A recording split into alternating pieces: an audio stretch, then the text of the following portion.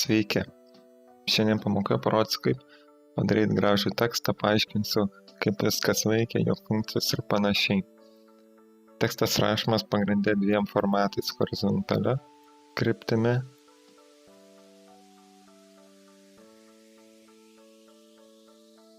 ir vertikalia.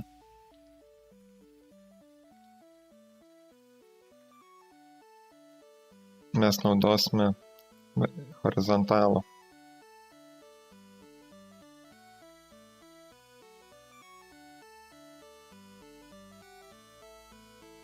Užsirašom kažkokį tekstą, kokį norim. Ir taip, yra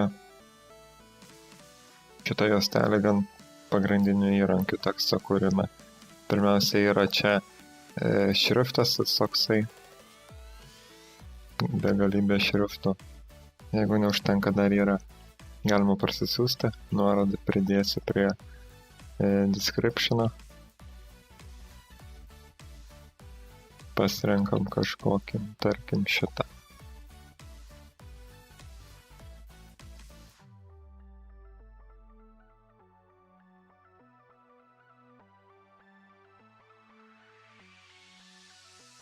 Du kartus paspaudę ant sluoksnio mes atsidarysime tą patį tekstą ir galėsime jį koreguoti.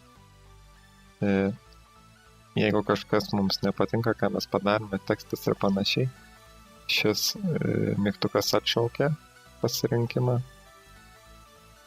o šis patvirtina. Toliau čia yra būtent šito teksto formato keli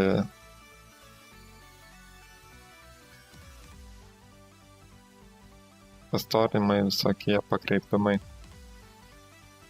Čia yra teksto dydis, jį galima didinti pažymint, parašant, arba galima va čia su pelyte paspaust, laikant į vieną pusę į kairę mažinas tekstas, o į dešinę didinasi.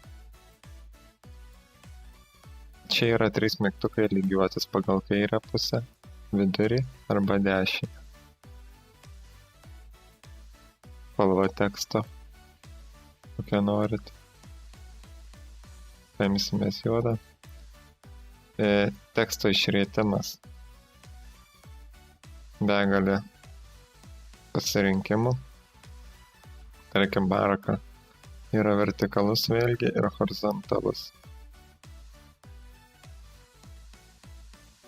Čia pakreipimas reguliuosis bent. Horizontalus tarsi sutrumpina tekstą gale, o priekį pastorina. Bet tas pats veikia iš pločio.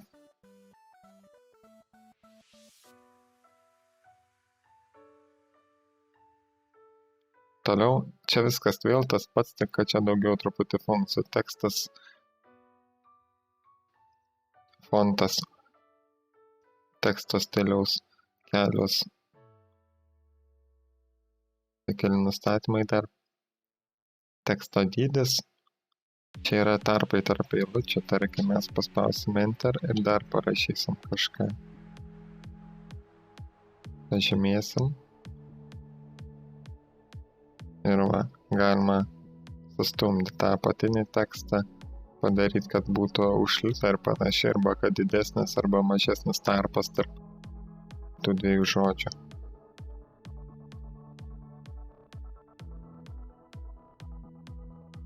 Čia yra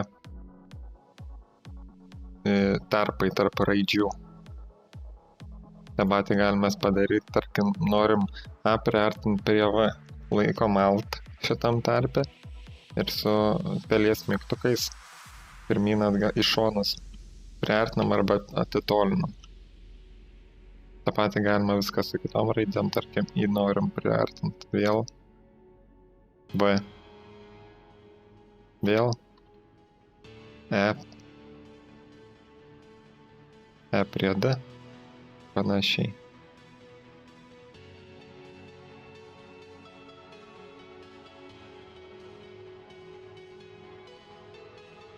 Išjungsiu šitą sluoksnį. Čia yra paprasčiausiai rašymas tiesiai. O jeigu mes norime apsukti aplink trikampį apskritimą savo padarytą juostelę, galima naudoti štai čia. Ta patį galima padaryti su rectangle.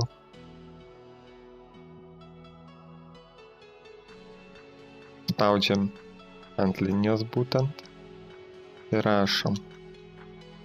Apsirašo viskas aplinkui. Jei paspausim šitą, jisai tiesiog pasigaus tą tekstą ir bus visada toksai.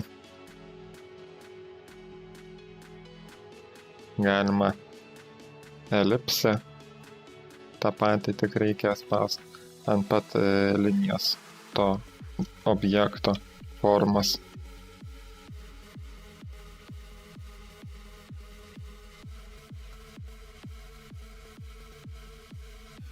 Tas pats su šitu.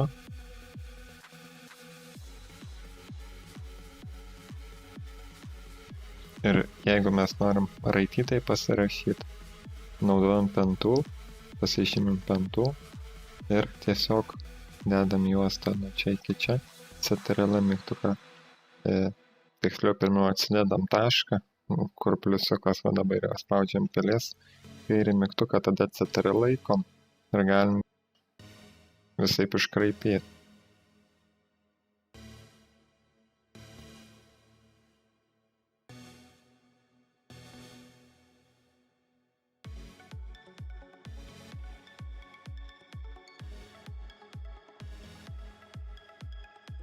Ir taip parašyti galima. Tokį paprastą tekstą galima dar paįvairinti. Ne custom teksto, o savo sugalvoto patobulinimo. Tam reikia spausti ant šios sluoksnio teksto. Spausti Create WordPath. Sukuria tada tokį vat dalyką. Einam tada Path. Spaudžiam 2 kartus. Susikuria layers, tekstą išjungiam. Ir atsiranda toks dalykas. Pasirenkam pen tool. Laikom CTRL ir tarkim, mes norim kažkaip pagražinti. Pažymėjom ir dabar su pelės kreipiam. CTRL pažymė vėl su mygtukais klaviatūros. Koreguojam.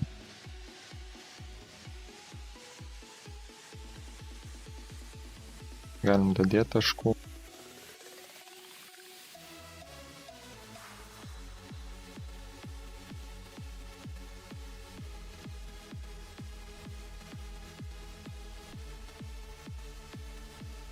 Sukūrė kažką panašaus, galim prailginti.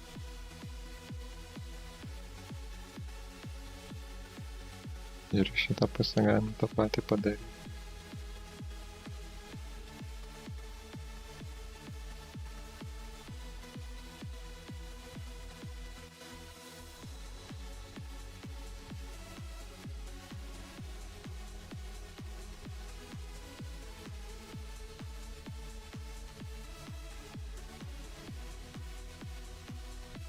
Vėl su CTRL pažymėm, pelės lenkam.